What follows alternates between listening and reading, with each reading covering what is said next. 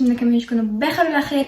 معكم هنا. اليوم الفيديو غادي يكون على موضوع اللي كيمس كل بيت وكل مغربي، واللي هو ارتفاعات اسعار المحروقات. كلشي لاحظوا شاف الاسعار ديال البنزين والمازوت ولاو كيتزايدوا اكثر من قبل، وهذا الشيء ماشي غير رقم على طوموبيل، بل اثر كبير على حياتنا اليوميه، على التنقل وعلى المعيشه وعلى الاقتصاد الوطني في ظل الازمات العالميه. وحتى المغرب ولا كيعاني من هذا الغلاء.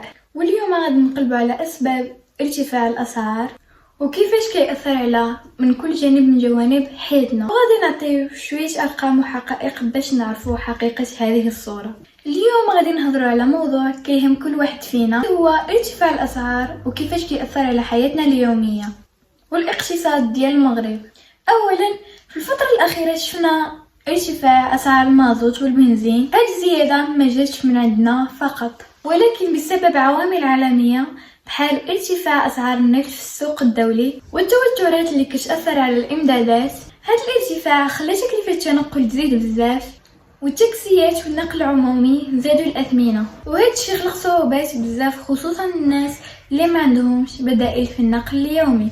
ماشي غير التنقل، ولكن حتى المواد الغذائيه زادوا في الاثمنه بزاف، حيث ثمن ارتفاع المحروقات كيأثر على نقل المنتجات الى الاسواق، وبالتالي كتزاد الاسعار ديال الخضر والفواكه والمواد الاساسيه. الشركات والمصانع ما بقاتش قادره تحمل هذه التكاليف، وهذا الشيء يمكن يزيد في ارتفاع الاسعار المنتوجات وحتى توقف بعض الانشطه، مما يهدد فرص الشغل والدخل ديال الناس. والاثر ماشي غير اقتصادي بل حتى نفسي واجتماعي، حيث حتى العائلات كتحس بالضغط والقلق بسبب ارتفاع المصاريف وعدم الاستقرار. باش نكونوا واقعيين، ماشي غير المغرب اللي عنده هذا المشكل، بزاف ديال الدول جارتنا كتواجه نفس التحدي.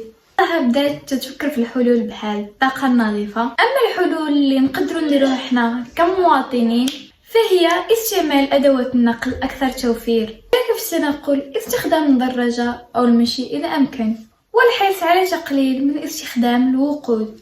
واخيرا خاصنا نضغطوا باش يكون مراقبه افضل للاسعار ودعم فئات الهشه، والاستثمار في الطاقه المتجدده ويكون اولويه. شنو رايكم نتوما؟ كيفاش كتواجهوا هذا الغلاء؟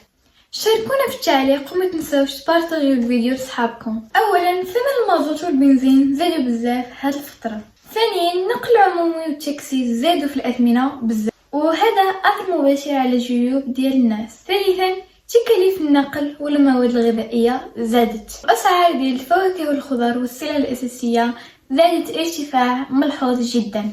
رابعا، الشركات ولات كتعاني من تكاليف الانتاج، وبعضها اضطر يرفع السلع او يحد من الانتاج.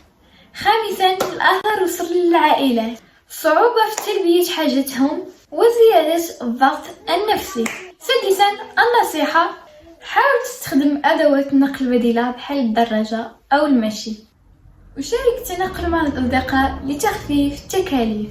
وفي الاخير خاصنا نعرفوا بان هذا الموضوع ماشي قضيه فرديه او قسيه، بل هو تحدي كيطالب بتعاون الجميع، الدوله والمواطنين والقطاع الخاص.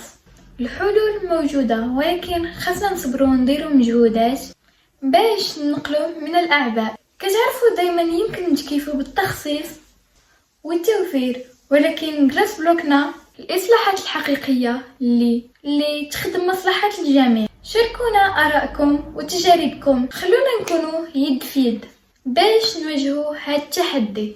وكيف دايرين نتوما مع هذه المواجهه ديال الغلاء؟ المهم، هذا كان فيديو ديال اليوم، كنتمنى انه يكون عجبكم. ما تنسوش معكم لايك وسبسكرايب في القناه، وتشاركوا الفيديو مع اصحابكم، وقولوا لي في التعليق اش من فيديو بغيتو نصورو في الفيديو الجاي.